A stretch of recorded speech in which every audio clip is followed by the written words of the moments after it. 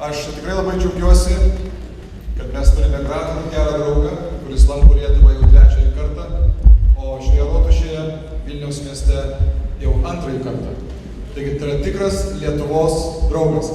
Aš pamenu prieš 12 metų, kada jo šviesybė lankėsi Vilniuje, kaip ir dabar kylame laiptais, jo šviesybė sustojo, atsisuko į Vilniaus miesto pusę, pasižiūrėjo ir jis prieš 12 metų pasakė labai gražius žodžius.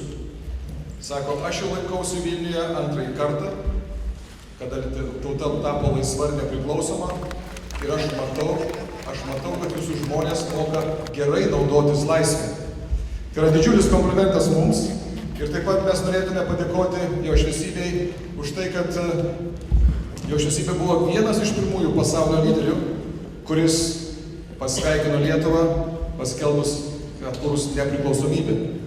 Ir šiandien mes diskutuodami kartu su prezidentu Valdu Adamkumi, kitais svečiais, prie pietų stalo daug kalbėjome apie tai, kad tik mažos šalis šiandien turi galimybę būti moraliomis, stipriamis ir laikytis principų.